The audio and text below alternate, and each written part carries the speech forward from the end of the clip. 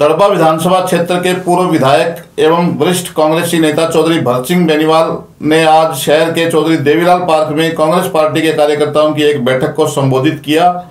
बैठक में उन्होंने उपस्थित कार्यकर्ताओं को अपने अपने गांव और अपने अपने शहर में वार्ड स्तर पर एक एक कमेटी का गठन करने का आह्वान किया, ताकि केंद्र की मोदी सरकार द्वारा बनाए गए तीनों कृषि कानूनों के खिलाफ दिल्ली की सीमाओं पर चल रहे किसान आंदोलन को मजबूत किया जा सके।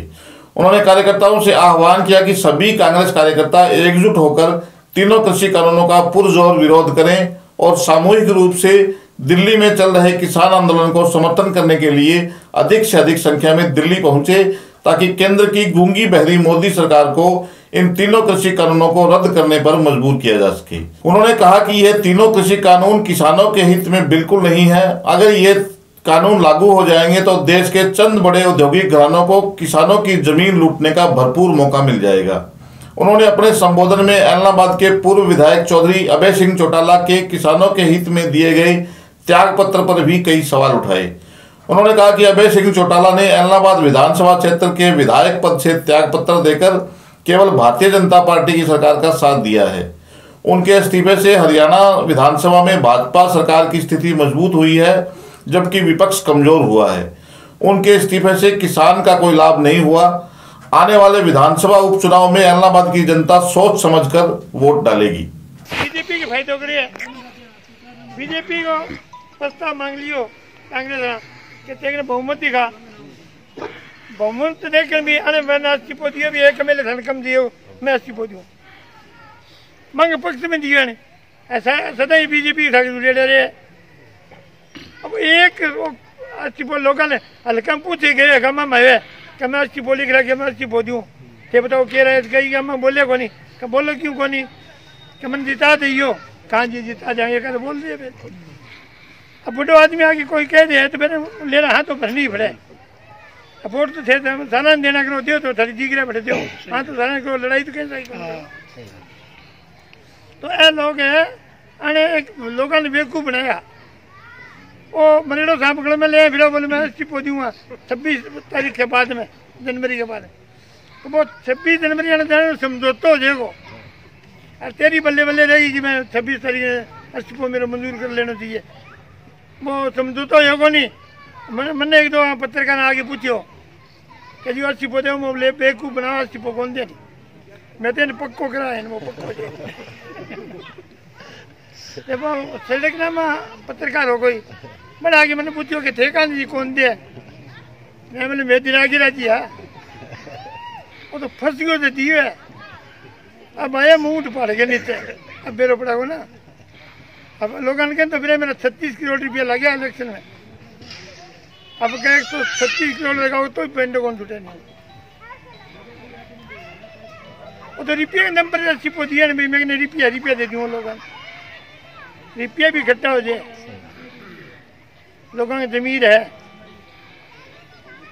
अब 90 सीटा ना 85 सीट लेडी आएंगी, 85 वाला एक सीट पर आ गया, अब जीरो पर है। और वो प्रधानमंत्री के बेटे पोता ही बहू जिला प्रसिद्ध में रहे 7,500 जब बड़ी मुसान भूमि है तो महंगा ये चौकीदार बनने तैयार है। तो हटा को नहीं है क्या बात नहीं। वो प्रधानमंत्री पोते ही बहू और जिला परिषद का चुनाव लड़े तो थारे मेरा पर कमांगे साके पार्टी में के बनाओगे भाई, बंद के बनाओगे भाई, सारा दूर हो गया। लोग क्या दिए मार खाई मान लोग कि भाई मेरे पति की औकात रखा वो पति मन को मिले। मैं तो ये नारा लगाना भी है, मैं क्या मेरा 3 साल में 30 रुपया 40 रुपया और बता दियो। अने को थर्मल प्लांट खोलिए और यूनिवर्सिटी बनाई है। कांग्रेस तो अपने सुई कौन बनती और भाई जाते हैं बनाइए मेरे तेल बजे है। अने क्यों बताया पूछना होगा कोई अने तो महंगो तेल क्यों कर दिया बेटा 3 रुपया लीटर बताया। अब मेरे ख्याल ट्रैक्टर पेट्रोल में लेना पड़ा कि एवरेज हो जाता है।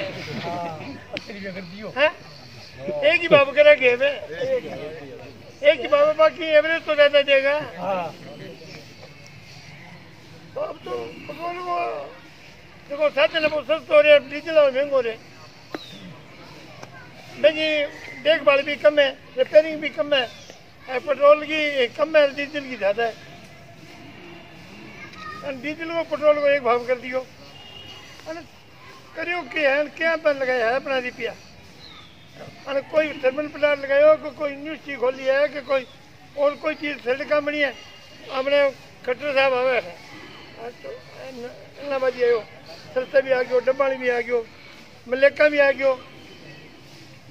ये कहे कि मैं 90 करोड़ दे दिया, 80 करोड़ दे दिया, 70 करोड़ दे दिया, आयो इतनी बार देगी गए। इस अवसर पर कांग्रेस के डिस्ट्रिक्ट कोऑर्डिनेटर सुभाष जोधपुरिया ने कहा कि देश के कृषि मंत्री नरेंद्र तोमर आंकड़ों की बाजीगिरी से देश की जनता को गुमराह कर रहे हैं। उन्हें हर बात का ठीकरा कांग्रेस पर न फोड़कर भाजपा सरकार के कार्यकाल में किसानों के लिए क्या किया वो बताना चाहिए। सभी प्रेस के साथियों का स्वागत, धन्यवाद। जैसे अभी हमारे हरमन प्यारे बड़े भाई नेता इलाहाबाद के बहुत ही लोकप्रिय विधायक पूर्व एमएलए भरसिंह जी के साथ आपने वार्ता की।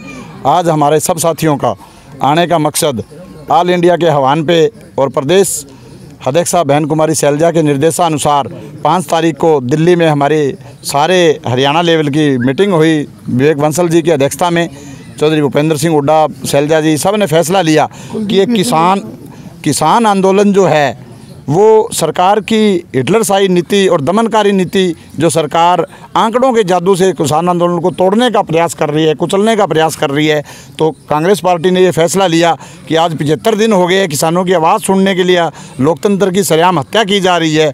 इसकी रक्षा करने के लिए कांग्रेस पार्टी ने ब्लॉक लेवल पर किसानों के बैकअप देने के लिए, किसानों की लड़ाई को मजबूत करने के लिए और लोकतंत्र की हत्या को बचाने के लिए ये प्रोग्राम किया है। इसके तहत सभी ब्लॉकों में, जिस तरह आज इलाहाबाद में था, विधायक जी ने चोपटा में किया, इसी तरह परसों सिरसा का जोधका में था, 14 तारीख को हमारी माननीय प्रदेशाध्यक्ष बहन कुमारी शैलजा जी कालावाड़ी में आ रहे हैं। इसी तरह जिस तरह आज हुआ ब्लॉक कालावाड़ी का किसान सम्मेलन होगा।